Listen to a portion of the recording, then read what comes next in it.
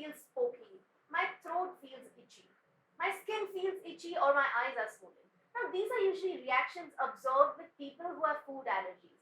I'm in conversation with Dr. Srihari with our episode 3, where we speak about food allergies and also here to bust some myths about the same.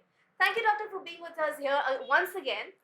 And is this really a thing? Are there food allergies? What is this all about? Yes, food allergies are a very common thing in pediatrics, and these days we are seeing much more than what we used to see few years ago.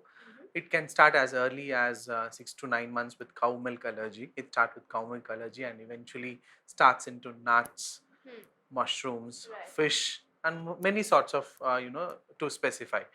So it is very important that the parents understand the need that the child is allergic to something, so Right. that intervene early so that you can save, because close to 1.5 to 1.8% of fatal food allergies are incidented in India. So it is very important that parents know there is something called food allergy. So, what do these individuals with these allergies usually do?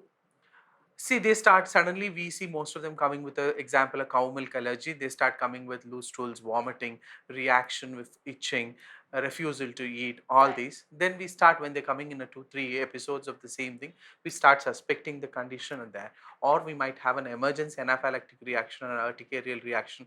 They've had peanuts or almonds or some kind of raisins, especially fig is another common thing which can cause all this, and they come. A little elderly, like 2 to 3 years kids, will come when they have introduced fish, or some kind of a mushroom or some vegetable which they are very allergic to. We Right. have seen as simple as pineapple to jackfruit, everything they come with.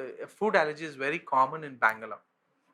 Bangalore per se. No, we have seen when it comes to the number of incidences, food allergy is and pollen allergy is very common here in Bangalore. Right. So, how serious can this get? Does it get very serious? We have seen fatal incidences in hospitals where they've come in literal shock. The kids have come in literal shocks, or in a complete IgG mediated reaction where it is a very short time for a doctor to intervene. So that the whole point of doing this episode is that the parents understand that it is one of a very dangerous condition and it has to be addressed. The moment they see any change with the kids' skin color reaction, like how you said, swollen lips or anything of that sort, it is very important that they address it immediately by coming to a medical help. So, are there any remedies to most of these allergies, or people just avoid these foods throughout their lives?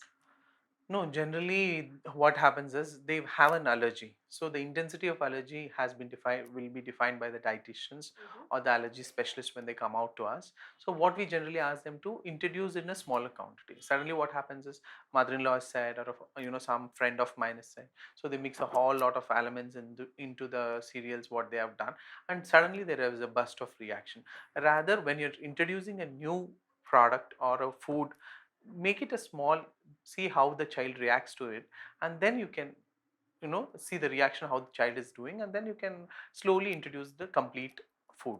Or they could do is first test formula. When they come, especially for a cow milk allergy, we ask them to withdraw the cow's milk formula completely, and regular lactose free kind of formula.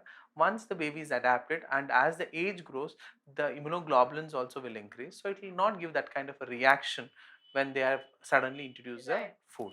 So the same thing, when we are slowly adaptive nature of the child is growing towards adapting the allergen, then it should be okay.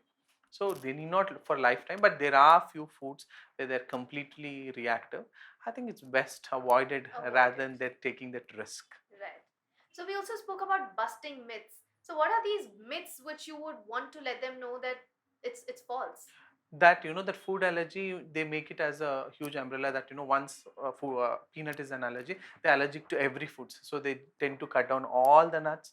Or no, that's how there will be a nutritive deficiency.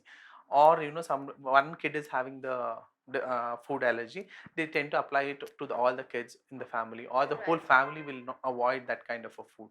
All these are myths. It doesn't mean allergy is something which is very personalized and customized to the baby itself.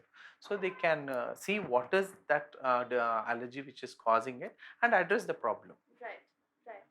So, any take home message from this? Take home message is that that's what, if you're starting any kind of food, start in a small specified quantity, let the baby adapt to it, and then eventually you can increase the quantity, and it gives time for the medical help also. If it's a smaller reaction, it takes a lesser chance for us to survive the child. So these were short insights on food allergies, and if you'd like to consult a dietitian here, do visit us at the hospital or visit us online on www.vividishospitals.com.